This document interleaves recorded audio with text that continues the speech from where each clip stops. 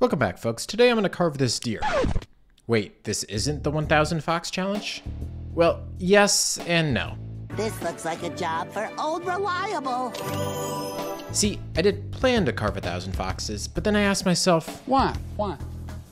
and I realized something. I didn't actually want to carve 1000 of anything. I just wanted to be good at whittling. So instead of a gimmick, today I'm showing you how to go from 0 to not bad. The most important step in any hobby. And if you're already a whittling nerd and just want to see the deer, you can jump ahead to somewhere later in the video. But first, let's rewind.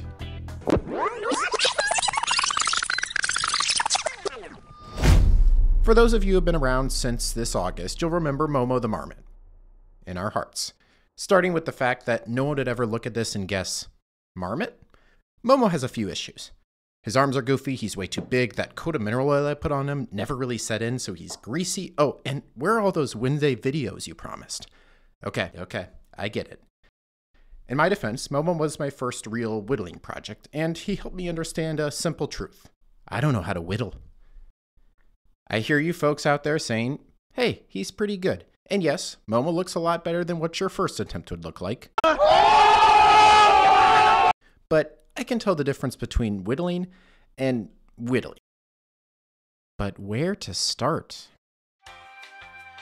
Yep, I did what I know best. Watch some YouTube videos. And there was one video in particular that grabbed my attention like it owed it money. Wow, you owe me money. I don't typically support competition, but I want to give credit to the channel Carving is Fun. And while it doesn't have the same fun intros I do, this video does a great job laying out, step by step, how to whittle this little fox.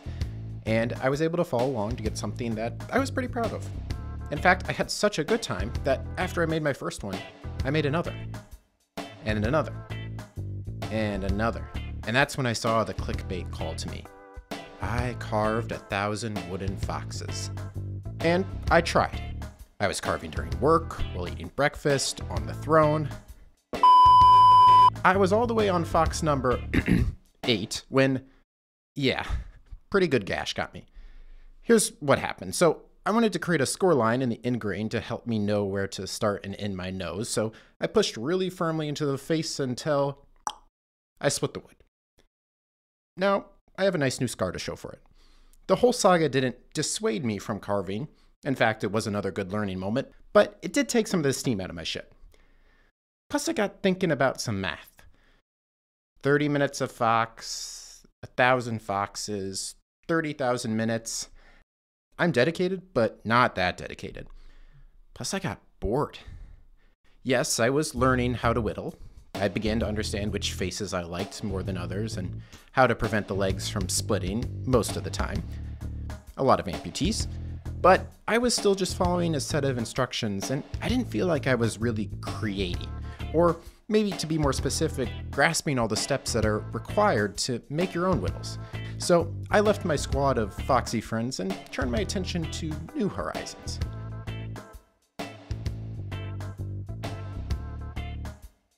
I won't spoil what I'm currently cooking up, but it involves needing some more whittled animals. So carving a deer was already in the plans. I took everything that I learned from those foxes and applied them to get, ta-da! Ugh. Brother, ugh. See, it turns out it's kind of hard to whittle without instructions. I needed a better approach. So I contacted my consultants. Hi, yes, my consultant? And they explained to me what I needed is a reflective gap analysis on my current strategic misalignments, driving the creation of a best-in-practice framework for iterative growth. Wood, knife, pattern, execution. Best $150,000 ever spent. Okay, starting with wood. Maybe the core reason this deer ended up so goofy was my wood choice. This is made from a cutoff of a 2x4, which is likely white or yellow pine. Who can tell, am I right? Which I used in a pinch because that was all I had, before being promptly annoyed at how it was handling, which is why I gave up and this actually still has some pencil marks on it. However, I have no doubt you can whittle with pine, but if you're just getting started, there's not much debate that basswood is the creme de la creme of whittling wood. Basswood has straight, tight grain, but it's still soft and workable, which means a good blade cuts through it like a hot knife through butter. Basswood isn't quite as common as 2x4s are, but it's still pretty easy to access. All of your big box hobby stores will sell basswood carving blocks that are pre-dimensioned to various sizes. But before you rush out to buy that, consider a specialty lumber store that carries basswood stock. You'll have to dimension the wood yourself, which I'm hoping doesn't give you too much trouble, but you'll pay a fraction, like a tenth, per board foot compared to the pre-processed stuff. Just another example of big wood screwing over the common folk. Pause. Monetize. Oh, God, that was crazy. Now let's talk about knives. After all, a knife is the primary tool when we're talking whittling. Wait, not spoons? To first give you a sense of my knife journey, I bought my first carving knife in typical fashion, on a bit of a whim with no research and plans to become a whittling pro. Now, 5 years later, it's mostly lived at the bottom of my toolbox, but because I initially saw no need to buy a new one, the knife that I bought 5 years ago finally got a chance to shine with Momo and the Foxes. And it's okay. All those years sitting in the bag, banging into things like clamps and drill bits, left the edge a bit rough. And I know a thing or two about sharpening knives, but I'm either not skilled enough or not patient enough to fix this guy. Plus, the shape of the blade became an issue. There were a couple of cuts I really struggled with, particularly reaching into acute angles, and the final straw was when someone called me out in the comments section. Yeah, so upgrade time. I'm not being paid, but I bought a anonymous brand. I may make a video entirely on the knives in my life, but to keep things brief, a couple of criteria went into why I got this knife that may help you out if you're in the market. One, and most critically, the shape. I went for a straight blade detail knife, which from what I can tell means the blade is straight versus curved, and tapers to a point for fine detail work. This immediately gave me better access to those tight corners that were giving me such a hard time before. 2, reviews. This knife and the brand had pretty good all-around reviews. There was also one Reddit comment calling out a 1.5" straight blade is all you really need for whittling, so if this is the wrong recommendation, blame them. And finally, price. I'm not ready to spend crazy amounts on a specialty blade, and if you're just getting into whittling, then neither should you. I also want to quickly mention another tool upgrade that helped me out a lot. Saws. A pole plus coping saw combo, or a bandsaw if you own one, saves a lot of time removing material from stock before even picking up the whittling knife. Yes, you could use a knife to remove all this material, but why would you? It's much more efficient to remove those large empty spaces using aggressive tactics and save the blade for doing the final shaping. Which leads me to my next strategic imperative, creating a pattern. So far, things have been pretty easy. I hope it's not too hard to cut a block of wood or place an Amazon order. Patterning is trickier because now we have to use our drawing skills, or lack thereof. But don't worry, before you have at it and start making patterns that are more fit for fire starting, I have a few tips that have helped me. First and foremost, skip it. Do what I did with the Foxes. Watch a YouTube video and try to copy what someone else is doing. Almost every pure whittling tutorial on YouTube or someone's blog is going to lay out a template, and it's a great place to get started. But if you want to create a whole new whittling, something that's never existed, we have to turn to more nefarious tactics. Theft. And when I say theft, I mean use references. I like to shop around Google Images to find a few different pictures I like, maybe some of similar carvings, then build out my own sketch. And remember, if you put your signature at the bottom, it becomes an original. Once you get drawing, things probably aren't going to look quite right the first time, and that's okay. If something doesn't look quite right, try drawing it a different way. Sometimes letting a drawing sit for a bit can help you come back and have that aha moment. Aha.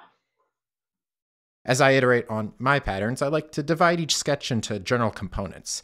This breaks up the drawing, so rather than trying to perfect everything all at once, I can first draw a leg, head, or body that I'm happy with. You may find that you have to adjust the way components interact. For instance, I made this drawing, but I thought the head was a little too far forward from the rest of the body, so I adjusted here. Finally, don't overlook the little details. These will be unique to every project, but things like the tail, antlers, and face all silently communicate, this is a deer. Okay, so now you've got your wood, you've got your tools, you've got your pattern drawn, let's cut. Not so fast. I know, but there is one more super critical step that we need to consider, a cut plan. And all I mean by a cut plan is a strategy for where cuts will start and end, and the type of cut you're going to do. You know, all those buzzwords like soup cuts and stop cuts. This doesn't have to be a literal plan, but each cut should be deliberate.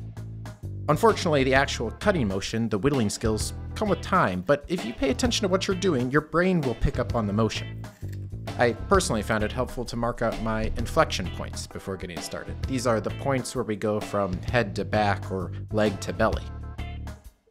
I'd eventually like to make a full dedicated video to this process, but there's still a few things I need to learn myself before I give out any bad advice, so stay tuned. Ultimately, if you follow all these steps and give it time, you should get something pretty cool. I'm pretty pleased with how this deer turned out. It's a significant step up from my first attempt, and it was exciting to see how all aspects of my approach, sketching, cutting the plank, the actual whittling, got better as I worked through this project. Of course, I'm continuing to refine my skills and striving to get better every day, so more to come, but for now, happy whittling, and I'll see you next time. If you like this, be sure to check out the Windcraft channel. I make all sorts of crafts with the mindset of trying to do something new every day. And if you want to see my newest ventures, be sure to click subscribe so you get notifications.